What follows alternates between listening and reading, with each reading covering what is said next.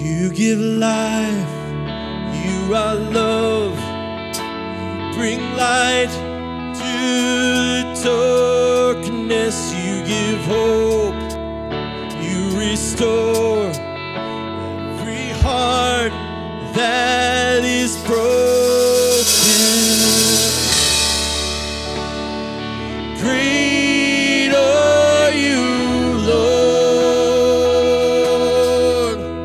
It's your breath in our lungs, so we pour out our praise, pour out our praise. It's your breath in our lungs, so we pour out our praise to you only.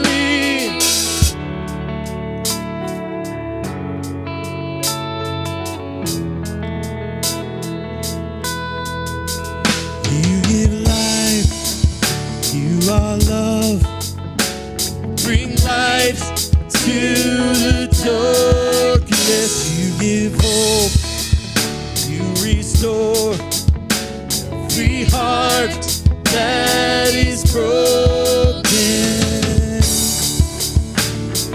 Great are you, Lord. It's your breath in our lungs, so we pour out our praise, pour out our praise. It's your breath in our lungs, so we pour out our praise to you only. It's your breath in our lungs, we pour out our praise, pour out our praise. It's your breath in our lungs, we pour out our praise to you only.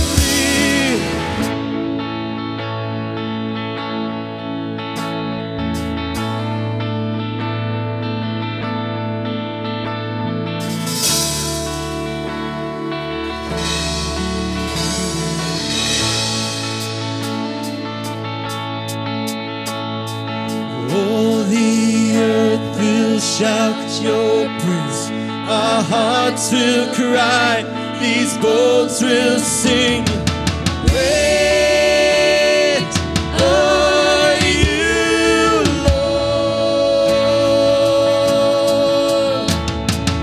All the earth will shout your praise, our hearts will cry, these bones will sing. Great are you, Lord.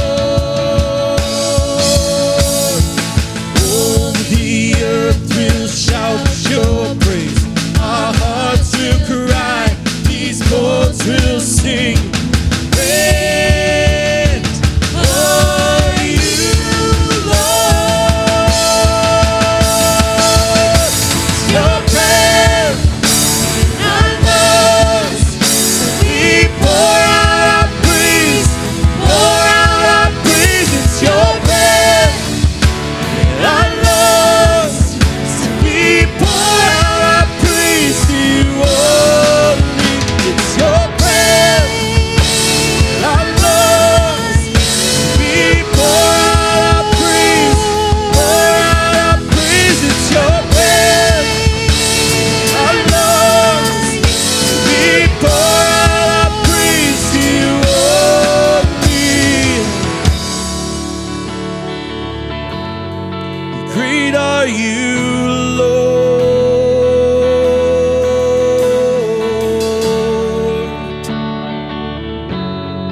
Great are you, Lord.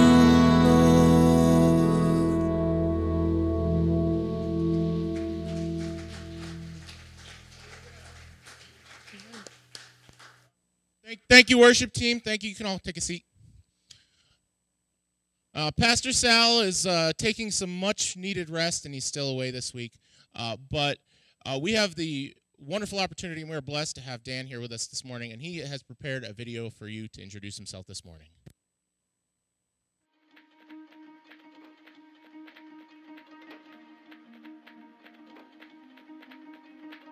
Seems like everything is fake these days. Fake news, fake friends, fake leaders, and fake faith. It's hard to find anything that's real anymore, but then again, maybe not. Reality's right in front of us. I mean, addictions are real. Drugs are destroying lives. Politics are a circus. Debt is rising. Churches are dying. And people feel alone. This nation is looking for hope more than ever before. And whether they know it or not, they're looking for Jesus because Jesus is the real deal. He was the most authentic, down-to-earth, all cards on the table man who ever walked on this planet. But he wasn't just a man, he was God. God with us, totally with us, completely authentic, genuine, and real, honest in everything he did and everything he said. And you know what? I want to be more like Jesus. I want people to follow Jesus. I want them to make him the Lord and leader of their lives, and I want to represent Jesus well.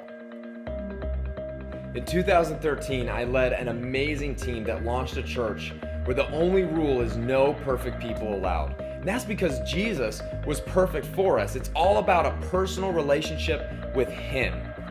We're not selling religious goods and services. America doesn't need more religious goods and services. They need the real deal. See, they need believers who are willing to lovingly leave their comfort zones just like Jesus. They need churches where you come as you are, but you don't stay as you are. They need leaders who are passionate about taking people from lost to leading. And they need to see that Jesus changes lives today, right here, right now, starting with us, starting with me. But I can't do this alone, and you can't do this alone. It's going to take teamwork to make this reality.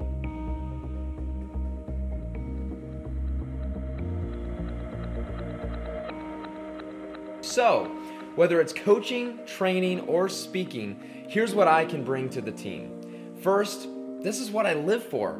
God keeps giving me opportunities to empower leaders, mobilize the church, and point people to Jesus. Second, I try to communicate with an all cards on the table attitude. I've connected with thousands of people all over this nation, and God keeps calling me to connect with more. And third, I stay on the front lines of ministry, and this is where God gives me what I need to coach, train, and speak effectively. God's taught me a lot in life. He's taken me to places I never thought I could go. He's helped me through sufferings I never thought I could endure. He's been patient with all my doubts, brought dreams to reality, and he's given me more than I ever deserved. Jesus is the real deal, so let's do this together.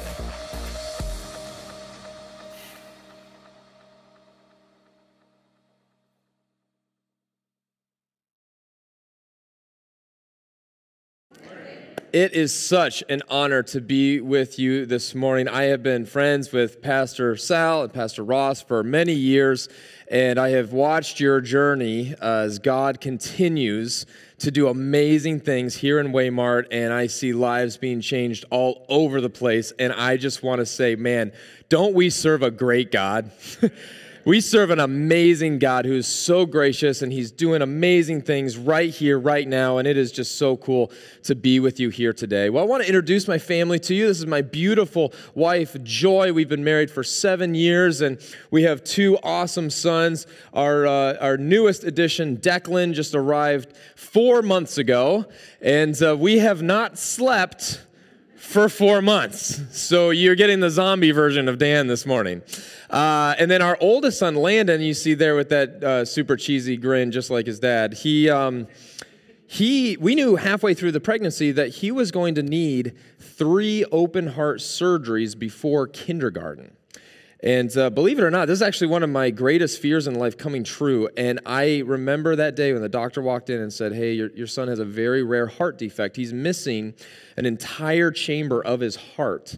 And so we knew going in that he was going to need 3 open heart surgeries before kindergarten. But God put us 2 hours away from the best hospital on this planet for his condition. Isn't that a great God to do that? And so we were able to go to CHOP down in Philadelphia, and he's gone through all 3 of his surgeries. He's doing extremely well. In between surgery 1 and 2, though, he did flatline on us twice. So twice we got that phone call where we thought we had lost our son, and I could tell you so many stories. I could spend hours this morning talking about so many lessons that we've learned, but the biggest thing that we've learned is that God is gracious and merciful, and he has been so faithful in Landon's life. We're so grateful, and now he's a big troublemaker, just like his mom, right?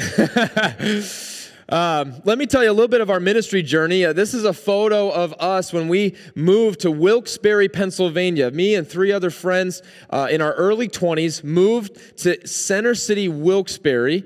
And so we knew that Luzerne County, there was a lot of people who were looking for hope in Luzerne County. So we moved there into this row house, and we just started with an hour of a meal and an hour of a guided discussion through Paul's letter in Colossians in the Bible. And so we started to do that, and before you knew it, we were running out of seats in this tiny little row house. It started with just 4 of us, and then eventually people were sitting on the stairs and in the kitchen, and we had to run out for Little Caesars Hot and Ready's, and that's all we had money for anyway. So we were just packed out of this row house, and long story short, over the years, since 2012, we moved there in 2012, our grand opening was 2013, this is Restored Church now, and there's 2 things that I want to celebrate with you. First of all, this property that God granted to us, I mean, we got a church building, a 7-bedroom house, and a parking lot for $100,000. Isn't that insane? And not only is that sales price insane, but we received a grant for the whole thing, and we've owned it debt-free. So God is, yeah, we can clap for that. But the most exciting thing is that over 120 people since we moved to Wilkes-Barre have gone public with their faith in Jesus with baptism, and we are seeing lives being changed. And at the end today, I'm going to have one of my friends, Melanie, share her story of how she found hope in Jesus, and that is the most exciting thing. Can we give it up for lives being changed through the power of the gospel? So God's doing great stuff in Wilkes-Barre. God's doing great stuff in Waymart. And today, I just want to celebrate that together. My ministry has shifted up, though. Now, I turned the church over to Tim, my best friend who started the church with me. And now I serve the 9 states of the Northeast, from Pennsylvania and New Jersey on up to Maine. And these 9 states are the most unchurched, unreached, post-Christian corner of our nation.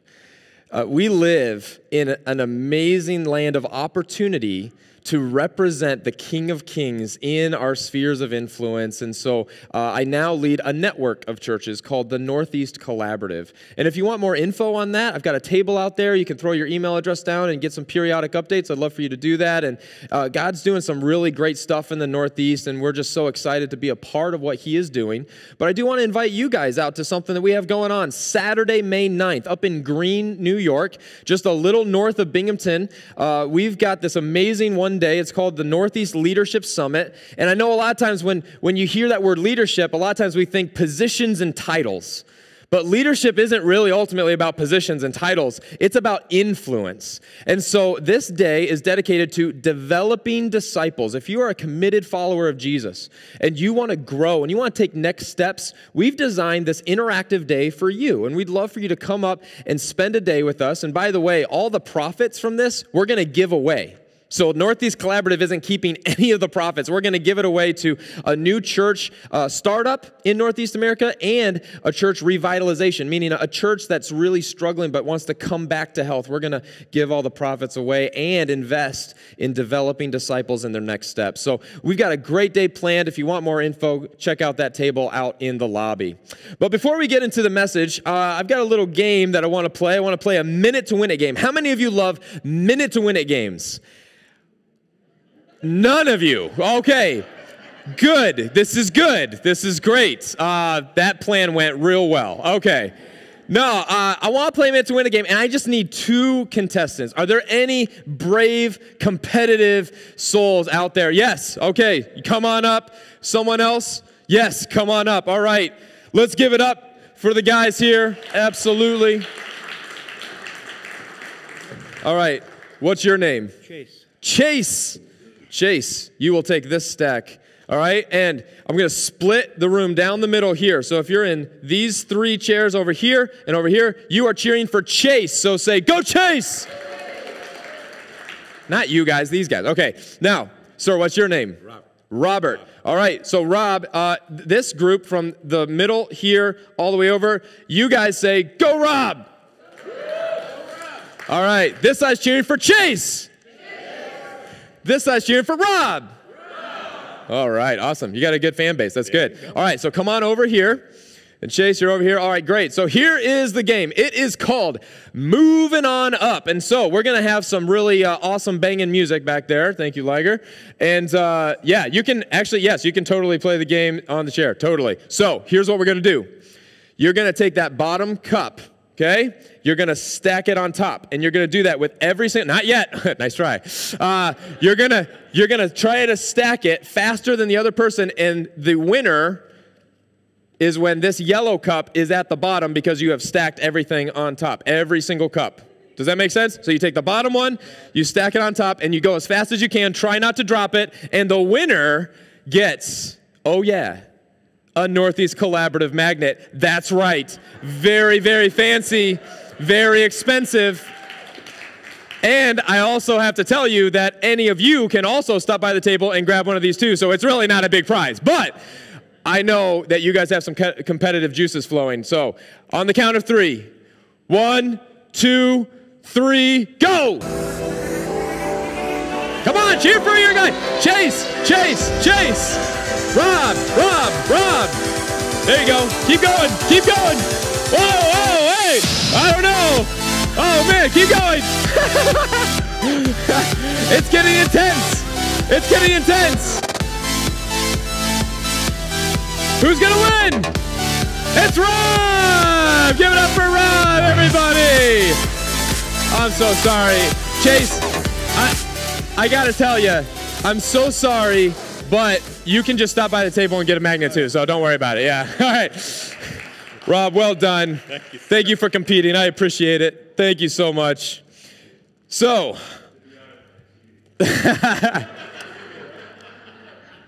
you know, Rob, it's good to tell the truth in church, so I'm glad. I'm glad that you want to tell the truth. I actually had a friend, this is a true story, I had a friend come out to Christmas Eve at Restored. I did not tell this in the first service. This is fun. So, I had a friend come out to Christmas Eve, and he literally lied to his girlfriend so he could come to our Christmas Eve service. And he tells me that at the Christmas Eve service, and I was like, bro, you can't lie to come to church. He's like, well, I just did. And I'm like, okay. Thank God God forgives, right? All right, now, why would I get things started off this way? Why would we start with a minute to win a competition? Well, number one, it kind of gets the blood flowing, and it's going to help us pay attention. That's all well and good.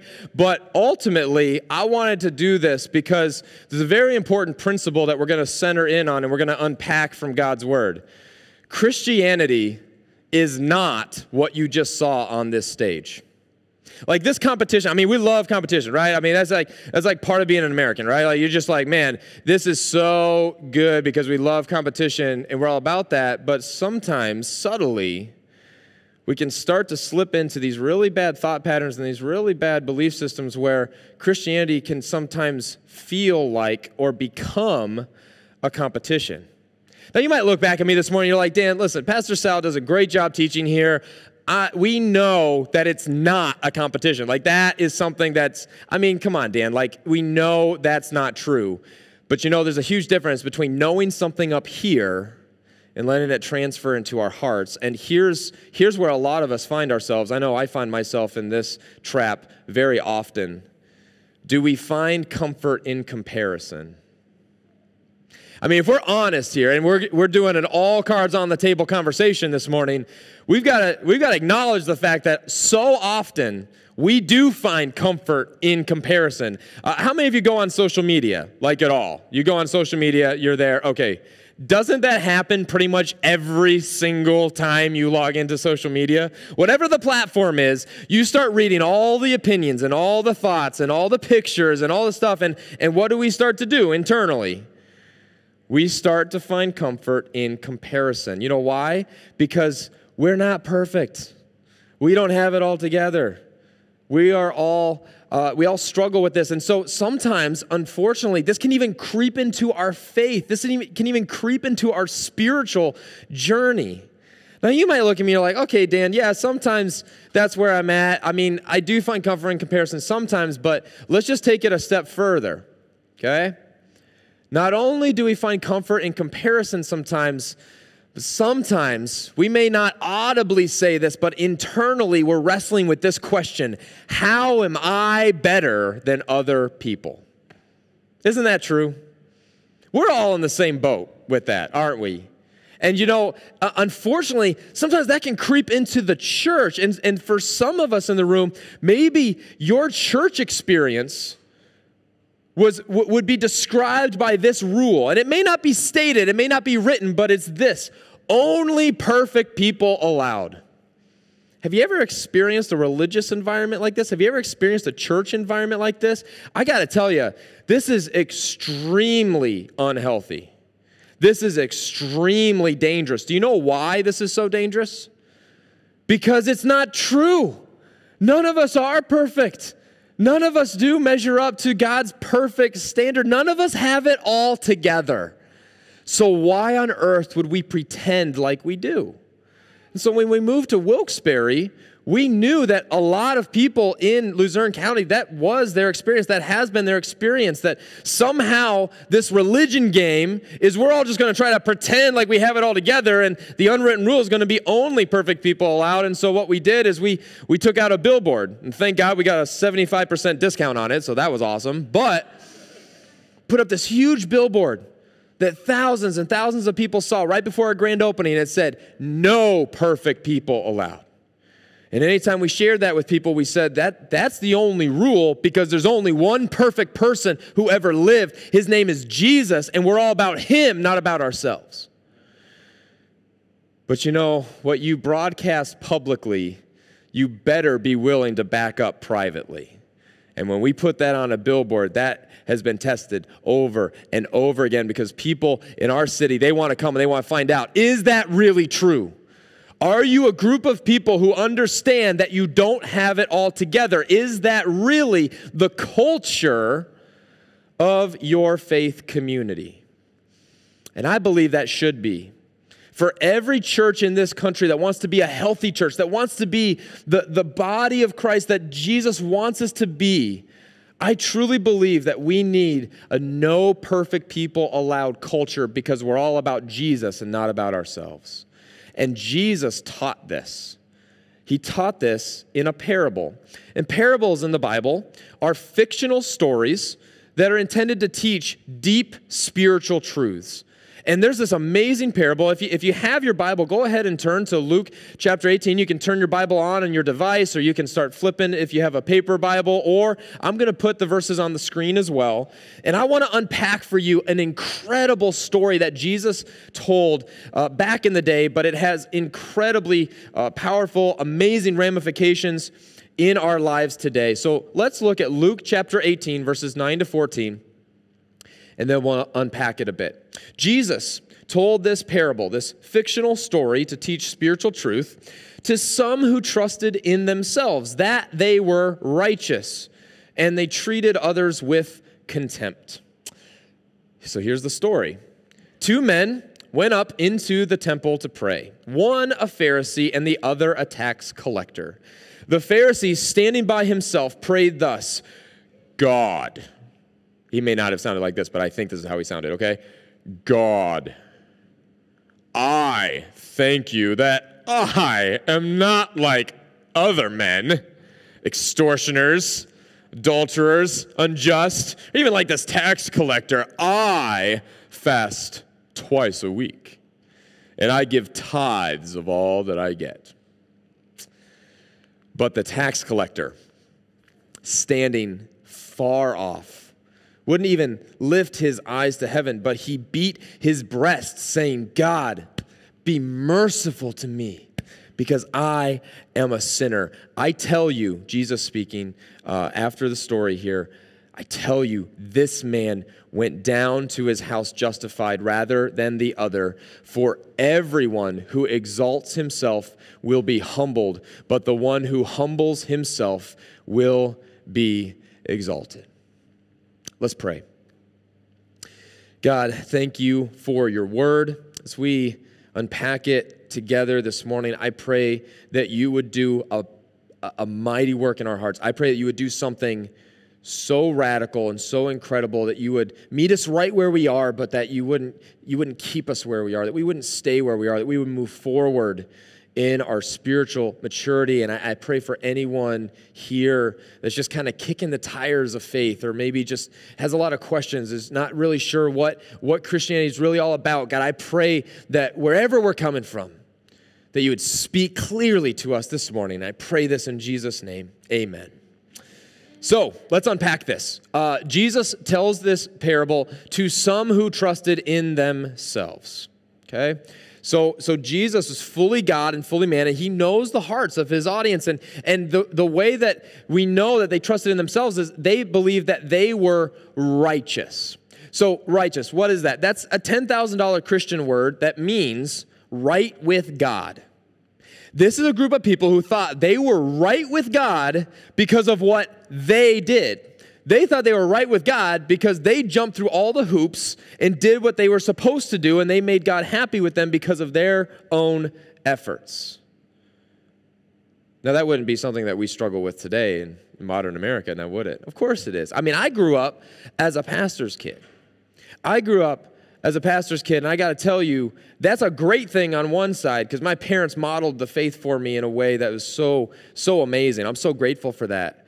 But on the flip side, growing up as a pastor's kid was tough because the expectations were high, and a lot of times I would slip into this tendency to try to do the right things, not because I love God, but to try to impress other people, or to try to earn God's favor or other people's favor. And you know what they call that? They call that religion. You know, at Wilkes-Barre, people find out I'm a pastor, which I try to hide as much as I can, because once they find it out, they get all freaked out, right? But I'm like, listen, they were like, you must be really religious.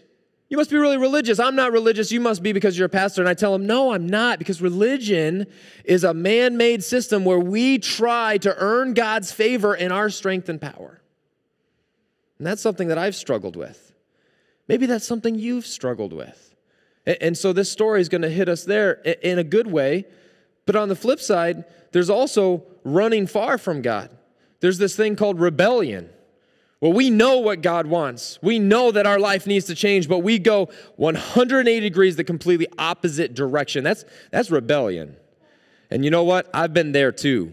I went through a broken engagement many years ago, and I got to tell you, I hit rock bottom in a way I never had before. We were only a month away from the wedding date, and I wanted to run so far from God, it wasn't even funny. So I've struggled with both. And whether you're here and you're currently struggling with rebellion, or maybe you're struggling with religion, God has a message for you today from his word. And Jesus telling this story, it's not just for people back in the day, it's for us today. We struggle with the same exact stuff because we're made out of the same stuff. And even more than that, Jesus also knew their hearts, that they struggled with contempt. You know, I just recently read a manuscript of a speech that a guy stood up at a national prayer breakfast with a room filled with the leading politicians of our day. And you know what he talked about? Contempt. That's gutsy, isn't it? You know how he defined contempt? The unsullied conviction of the worthlessness of another. The unsullied conviction of a worthlessness of another. And you know why that's such a terrible thing? You know why contempt is such an evil thing? It's because it's not true. No human being is worthless, because every human being is made in the image of the maker of the universe, the creator of our universe. Every single human being is made in the image of God. Every human being has worth, value, and dignity because of that. And you know, we can slip into that sometimes too. Sometimes we can slip into that when we're caught up in this thing called spiritual pride. And sometimes we don't think of pride as as something in those categories. But, think of it. In religion, it's all about me. I'm filled with pride because I'm trying to jump through hoops. I'm trying to make God happy with me. It's all about me. Same thing in religion or in rebellion. In rebellion, it's all about me because I want to live my life my way and I'm not going to listen to God. I'm going to listen to myself. So wherever we're at today, whatever we're struggling with, we're struggling with the same stuff they did. They're filled with spiritual pride because they treated others with contempt. And this comes out in so many different ways. You might be like, okay, Dan, well, how does this come out today? I'm glad you asked. You guys ask really good questions. Here's how it comes out today. Bigotry, racism, chauvinism, politics. How many of you are dreading this year because you know it's another political election year? Anyone? Come on. We dread these things. Why? Because we disagree so much, and our nation is so polarized over politics. I just read a quote recently I thought was so powerful. Some of you are getting scared. You're like, uh-oh, what's going to happen here? No, this is good. This guy said, I care less about who you vote for, and I care way more about how you treat those who voted differently than you. That's some good stuff right there. We look down on other people because they have too much money or they have less money than we do. We look down on others for their family background or maybe their geographical location, where they live geographically. We'll look down on other people because they struggle with stuff that we don't struggle with. Maybe you struggle with something that someone else does, and you're like, man, I could really use some compassion and some love and some grace. But then you see someone that struggles with something else, and you're like, psh, it's ridiculous, right? And we look down on other people because they struggle with things that we don't struggle with. Maybe you struggle with contempt for people who have different theology than you do. We live in a day and age where a lot of people are really confused about who God is, and instead of coming alongside of them and helping them know who God really is, we'll look down at them and be like, wow, sucks to be you. You don't know who God is. Instead of coming alongside and going, I love you, I care about you, I want to be Jesus in your life. Or even age differences. Generational gaps. Sometimes older folks can look down on younger folks and be like, you don't get it. Younger folks look at older folks and go, you don't get it. And we have this contempt in so many different areas. Really, this is how it plays out. If you want to know whether you're struggling with contempt, here's what it boils down to. Anytime our heart attitude says, I am better than you, with anyone. So we struggle with the same stuff. And so Jesus tells this parable again for us today. He says, right here in the story, 2 men went up into the temple to pray, one a Pharisee and the other a tax collector. Now, Jesus is a phenomenal storyteller, and so he's setting up the 2 characters in this story. And as soon as he says Pharisee and tax collector, here's what's going on in the original setting, okay? In the original setting of where this story was told, see, we tend to look at the Bible through a modern lens, right? But back in the day, here's what they were thinking. The Pharisee, who were the Pharisees? The Pharisees were Jewish religious leaders who acted like they had it all together. And they would do way more than the law of Moses required so that they would feel better about themselves. And this term, nowadays, we get to look back through history, and sometimes we can see it as a negative term because we have the amazing ability to look back and see who they really were, and we know what Jesus did when he interacted with them. By the way, the people that Jesus called out more than anyone were the religious leaders who acted like they had it all together, not the people who were running far from him. The people who were running far from him, he came alongside them, showed them grace, mercy, love, and lived life with them. That's an amazing example from our Savior. But back in the day, Pharisee was not a negative term. The Pharisee was the person that everyone thought, as soon as he says Pharisee and tax collector, listen, the original audience, they're like, we know who the hero is. The hero is going to be the religious leader because, again, unlike today, today religious leaders don't have a lot of respect anymore. And a lot of the time, that can be for good reason. But back in the day, the religious leaders had a ton of respect. And so the original audience, they're going, we know who the hero is. It's going to be the Pharisee, not the tax collector, because the tax collectors, they're traitors. You basically, if the Roman government was charging $10 for tax, you know what the tax collectors would do? They were Jewish people, by the way, who worked for the Roman government, and they would say, well, the tax is $13, even though it's really 10, and they would pocket the $3, and they would do that over and over again. They were viewed as traitors. They were kind of viewed like Cypher from The Matrix. Any Matrix fans out there? 5 of you. Good. Okay, we're getting there. We're getting there. Spoiler alert, if you haven't seen The Matrix, this guy's a traitor. Sorry. You're like, great, I went to church and I had a movie ruined for me. This guy's a traitor, and he turns on all of his teammates. He turns on everyone who trusted him. That's exactly how the original audience that Jesus is telling the story to, that's how they viewed the tax collector. And so in the minds of the original audience, they think Pharisee's going to be the hero, tax collector's going to be the villain. But Jesus flips this story around and he says, the Pharisee, standing by himself, prayed thus. And I've highlighted the key words in his prayer for us this morning. God, I thank you that I am not like other men. Is that true? Do you really think the Pharisee didn't struggle with the same stuff that everyone else struggled with? I mean, he may not have committed the exact same sins as everyone else, but he definitely did struggle with sin. And he says, I'm not like extortioners, unjust, adulterers, even like this tax collector. He's filled with contempt toward this man. And then he said, I fast twice a week. You know why that's important? Because the law of Moses didn't require that. Fasting twice a week was way above what was required. And he's like, oh yeah, God's really, really impressed with me.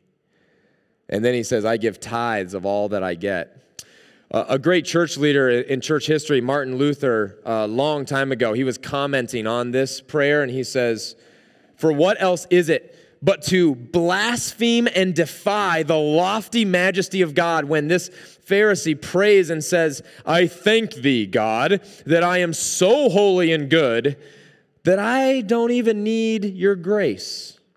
But I find so much in myself that I have kept the law, and you cannot accuse me, God, of anything. I have deserved so much, and you are bound to repay and reward me again for it in time and in eternity. You know, when I went through that broken engagement several years ago, I was right there in that place. Because I had gone to Bible college. I had studied to become a pastor and do what I'm doing now. And I went through the broken engagement. I literally was looking up at God in that moment, for a while. And I was going, God, what the heck? Like I didn't say these words audibly, but what I felt was, you owe me. You owe me, God. Have you ever been there? I mean, we wrestle with that, right? Like we struggle with that, and sometimes we feel so justified that we have worked so hard for God that He owes us something. And so we find ourselves right where the Pharisee is so often. He's full of himself. But in contrast, notice this tax collector. He stands far off. He doesn't even lift his eyes to heaven, but he beats his breast. What's the deal with that? Like, why is he doing that? That was an ancient symbol that's saying, I have hit rock bottom. I'm at the end of my rope. A modern day example of this would be just recently with Kobe Bryant passing away and others in that terrible tragedy. You've probably heard about that, right? There have been some very famous people who have gone silent. They've gone dark on social media. And they do that because what they're saying is, we're in mourning, we're in so much pain that we're not interacting with social media anymore. That might be like a modern day example, just a little bit. But in ancient times, man, he's saying, I'm at the end of my rope. I don't have anything more. He says, God, be merciful to me. And then he calls out who he really is, a sinner. I've missed the mark. I don't have it all together. I've messed up, God. I need you. And Jesus says, notice what Jesus says here. He says, I tell you, this man went down to his house justified rather than the other. So here's the deal. Pharisee's full of himself, but the tax collector is full of humble faith. And Jesus responds to that, and he highlights that, and he says, this man went down to his house justified. What does that mean? Well, again, that's another $10,000 Christian word that means right with God. Jesus says, this is the man who's right with God. Why? Because he's so great? Because he's so awesome? No, because God responds to humble faith, not proud obedience. You see, gang, why we do what we do is incredibly important. God knows our hearts. And for some of us, we might identify more with the Pharisee, and we're like, man, I really struggle with trying to please God and earn his favor and jump through hoops because I make Christianity all about me. We're caught up in religion. Maybe you're here and you're like, man, I can identify with that tax collector. Like, I've been running from God, and maybe this morning is a time where God is tapping on your heart, and you're just going, now's the time. Now's the time. Come back. Be like this tax collector who said, no, I'm done running. I'm done running, because running from God, it doesn't lead to peace, joy, and freedom. Running from God leads to nothing but chaos, confusion, and a lack of hope. So wherever you are today, you've got to know that in God's kingdom, there are no perfect people allowed. None of us has it all together. We all desperately need Jesus. And so whether or not you're caught up in self-righteousness, which is religion, or whether you're struggling with unrighteousness, which is rebellion, here's what we all need. Every single one of us needs a relationship. And that relationship can only come through what Jesus has accomplished in his perfect life, death, and resurrection on our behalf. So what God offers is so much better than religion. It's so much better than rebellion. It's a real relationship. And if you're here today and you haven't experienced that yet, if you're here today, you're like, I don't know what a real relationship with God is like, I would encourage you, talk to a friend who brought you. Talk to one of the team here at Waymart Church. They would love to help you know more about what a real relationship with God is like. And you know, on this slide, I've got a big chart. There's literally each section of this chart could be an entire sermon in and of itself. And so if you have your phone, I would encourage you, go ahead and snap a picture of this so that you could take it into your week and you can unpack it a little bit more. This comes from a pastor in New York City, and he developed this chart to kind of talk about and contrast the differences between religion, relationship, and rebellion. So if you want to take a picture of it, go ahead and you can study it out more throughout the week. But in the second row down, all right, so under religion, you see we earn our own righteousness, which is impossible because none of us can be perfect. In the rebellion column, we think we don't need righteousness, but God's standard is perfection. So that's not true. What we need is a relationship. We need to receive God's perfect righteousness through faith in his son, Jesus. And then Jesus comes to this unbelievably powerful crescendo. This is the climax of the whole story. This is the reason that he's telling this story. Everyone who exalts himself will be humbled, but the one who humbles himself will be exalted. Now, I'm going to share with you a story from my own life. I have thousands of examples of how I have really missed the boat on this, but here's one that I remember very distinctly. How many of you have been to Horseshoe Bay, Bermuda? Anyone out there? Wow, man, very cool. It is a beautiful place, unbelievable spot. Joy and I, we saved up for years, and we went on our 5th wedding anniversary. We got to go to Bermuda on a cruise, and it was so much fun. The bummer thing was that Joy broke her toe right before the cruise. Yeah, timing was not cool. So she hobbled along, and we still had a great time. But when we got to the beach, we got there before anyone else did, which was really neat. But, you know, I saw this cliff, and I was like, well, Joy, I'm sorry, but I got to leave you for just a few minutes because I don't know, I'm a dude. Like, what can I say? I've just got to, scale this thing and do it just because I want to. So I did. I jumped up there. I'm like, I'm going to do this. I'm going to prove that to my wife that I'm this macho man, right? Not true. And I looked down at Joy, and you can see this picture of her looking adoringly at her husband of 5 years, right? I don't know about adoringly, but she was definitely looking at me. And I came back down. I was all proud of myself. I'm like, yeah, that's right. I conquered that thing. And I asked her, did I look studly? And she replied, very matter-of-factly, no, you look small. Amazing the perspective change there, right? She knows how to put me in my place when I need it. And you know, that's really what Jesus is teaching here. Everyone who exalts himself will be humbled, but the one who humbles himself will be exalted. My friend Scott Federoff, he was a pastor in Berwick. He's with the Lord now. God used him in a powerful way. He took a church from 100 people to over 1,000 people. Amazing story. And he's with the Lord now, but this is an amazing quote from him, from one of his messages. He says, often we think humility means sacrificing our perspective, being less than what God made us to be, or not bringing our gifts to bear in situations. It means none of those things. Humility means that it is never about me. Craig Groeschel, another great pastor in Oklahoma, he says, when we empty ourselves, we are in the perfect position to be filled by God's grace. And you know, the Pharisee couldn't be filled with God's grace. You know why? Because he was filled with himself.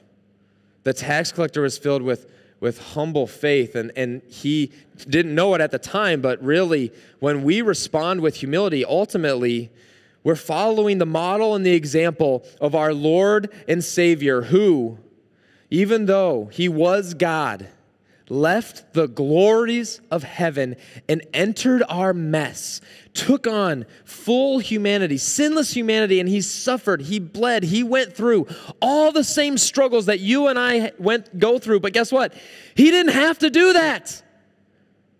Jesus never had to do that. He did that motivated by love and compassion. Even though God owes us nothing, he gave us everything in his son Jesus. And that humble example, you can read more about it in Philippians chapter 2, verses 5 through 11. That's really who we're following. When we live a life of humility, we're following Jesus. So you may be wondering, okay, so how do we take this into our Monday? How do we take this into the week? Well, I'm so glad you asked. You really do ask the best questions here at Waymart. I think we need to bless people. We need to bless people.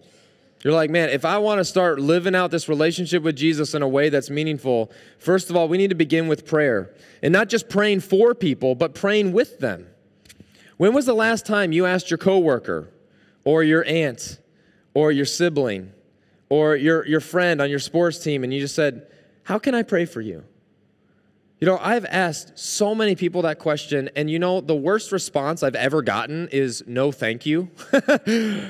But think of the opportunities. Even my wife and I, when we go out to restaurants, about 80-90% of the time, we'll look at the waiter or waitress and we'll say, you know what, we're going to pray over our meal.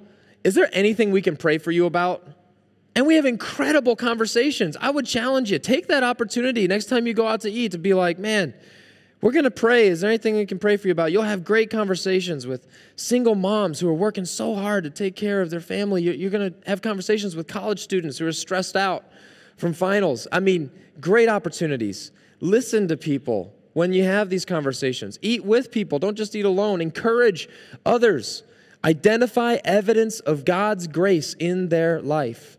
You can serve people, meet a need, and let them know when you meet a need that you're doing it because God loves them. And you're just showing that love in a practical way. And then finally, when it comes to story, I got to tell you, we've got to get better at asking questions rather than just giving our opinions. One of the best questions we could ever ask is, what's your story? Do you know we can live life with people for decades and never know their story? So I think this week it'd be powerful if you ask someone, how can I pray for you? Or even ask them, what's your story? And take your lunch break. Take a few minutes and just listen. And then what you can do after you ask, what's your story? You can share your story. Your life before Jesus, your life after Jesus, and how Jesus' perfect life, death, and resurrection made all the difference. And I think if we go into our week living out this this acrostic, this strategy, here's what I think will happen. Across Northeast America, I think we will discover and will be a part of more stories like Melanie's. Now, I want Melanie to share her story with you for about 30 seconds here, and then I'll give you a little behind the scenes, and then we'll pray. Worship band, why don't you guys come on up as Melanie's story plays here. So go ahead and listen to Melanie's story, and then we'll wrap up. My name is Melanie, and I'm a follower of Jesus. My life before following Jesus, I was deep into Satanism. I was a Satanist for many years, and as a matter of fact, this used to be my Bible, and this is no longer my Bible, and I never wanted to see anybody use this Bible because this is not a true Bible. This is the true Bible. This is my Bible now. Praise God that there were people in Melanie's life who were willing to see past her Satanism, that were willing to see past where she was in the moment. And they were willing to come alongside her and refuse to treat her with contempt, but to lovingly let her know that following Satan and giving her life to Satan was only going to lead to more chaos and confusion. And you know, after this video, do you know what Melanie did? She took this is a true story. She took a little trip to the church dumpster. And she took that satanic Bible that she had used for years, and she threw that in the garbage where it belongs. You know why? Because Jesus has radically changed her life, and he used people who were willing to bless Melanie, who were willing to not treat Melanie with contempt, people who are willing to be humble like Jesus and come alongside Melanie. And here's my question for us this morning. Who's your Melanie? Who's the Melanie in your life, in your workplace, in your family, in your neighborhood, in your school? Who is God bringing to mind right now that we can pray over in this moment to say, you know what, even though you disagree with them, even though they're running far from God, even though they may think differently or talk differently, or there's so many things that should culturally divide you, who is in our lives right now that God is saying we need to build bridges rather than barriers? We need to show love and be humble and respond with that humble faith rather than proud obedience. Who's your Melanie? Let me pray over the names that we're thinking of right now. God, I pray as we go into our week that you would motivate and mobilize Waymart Church, this amazing faith community, to go and be your hands and feet in the lives of people just like where Melanie was, who are running far from you, but need to know that there is one true God who loves them, who created them, who wants them to come back through faith in his son, in your son Jesus. And God, I pray for each name, for each relationship that we're thinking about in this moment, that you would give us that humble faith, that brokenness, that ability to overcome the pride that comes so naturally so that we can truly love others on purpose. And I pray this in Jesus' powerful name. Amen.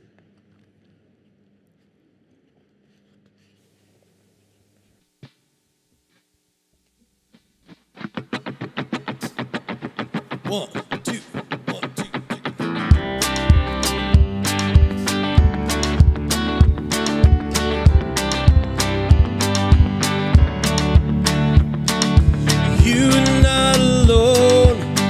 If you are lonely, when you feel afraid, you're not the only. We're all the same, in need of mercy, to be forgiven and free. It's all you got to lean on, but thank God it's all you need. And all the people said amen. Oh, and all the people said amen. Give thanks to the Lord, for his love never ends. And all the people said amen. If you're rich or poor, well, it don't matter. We make us strong. You know, love is all we're after. We're all broken, but we're all in this together. God knows we stumble and fall. He so loved the world, he sent his son to save us all. And all the people said amen. Oh, and all the people said amen. Give thanks to the Lord, for his love never ends. And all the people said amen. Blessed are the poor in spirit who are torn apart. Blessed are the persecuted and the pure in heart. Blessed are the people hungry for another star. For this is King, the kingdom of God. And all the people said amen.